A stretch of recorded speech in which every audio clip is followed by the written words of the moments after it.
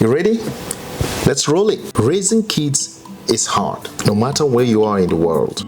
But raising African kids in the United States is a whole different level of challenge. As African immigrant parents, we're trying to hold on to our values, our cultures, and our identity while raising kids in a society that sees the world very differently.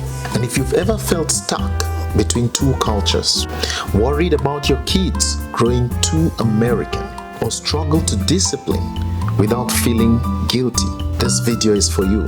In this segment, I'll be breaking down 7 major challenges that we face as African immigrant parents raising our kids in the United States.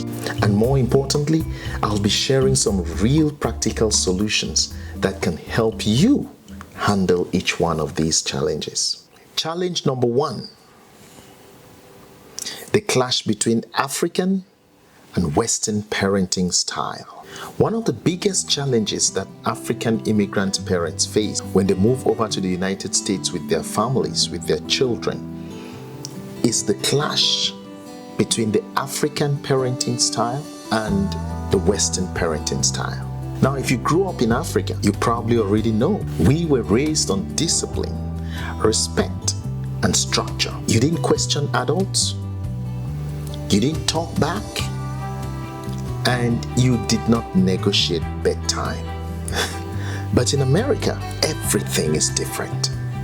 Kids are encouraged to speak their minds. Teachers ask them how they feel. And saying no to parents, that's not always seen as disrespect. In fact, it's called expressing their boundaries. Now, this doesn't mean we're wrong, and it doesn't mean the Western way is perfect either. But it's important to say this too. It doesn't mean the Western way is wrong either.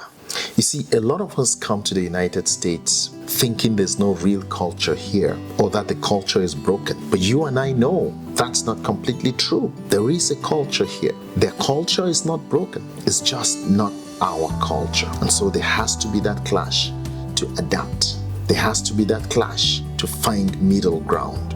While the values might be different, there are still some lessons that we can learn, like encouraging emotional awareness, open communication, and independence. Our kids are growing up in that world. And if we want to truly reach them, we have to understand the space they're growing up in. And if we don't adjust even just a little, it can cause resentment, rebellion, and even emotional distance between us and our children. And so what can we do? What can we as African parents do to mitigate this challenge? The first thing is we don't have to throw away our culture just because we want to raise good kids. But we can start blending the best of the two worlds, the African way and the Western way. Pick the best from both cultures. Pick the best values that both cultures present to you and blend them together in raising our children. Be firm with your expectations, but take the time to explain why. And I say this because explaining why is not something that's very particular to African immigrant parents. You must let your child feel heard even when you disagree with them. You must give them the space to express themselves.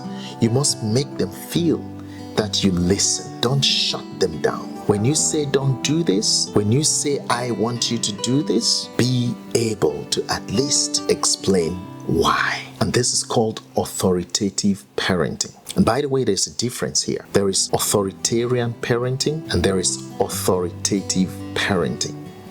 Now, authoritative parenting is the one that embodies compassion. It embodies emotional love, not too strict, not too soft, just the right balance. It's about balancing discipline with emotional connection, and that is authoritative parenting. Authoritarian parenting would be no emotional connection. It's just discipline. Do this or that. Do this or the consequence. Do that because I said so. That's authoritarian parenting. And quite frankly, our kids respond better when they feel understood, respected, and guided. It doesn't just have to be take the instruction from me or you face the consequences. We can balance discipline with emotional connection. And if you know this challenge resonates with you or any African immigrant parent you know, hit me up on the comment section. Let's talk about it. And if you know anybody who has dealt with this challenge before and you feel you have a solution, hit me up on the comment section. Share your experience. Let people hear how you handle, how you navigate these two worlds.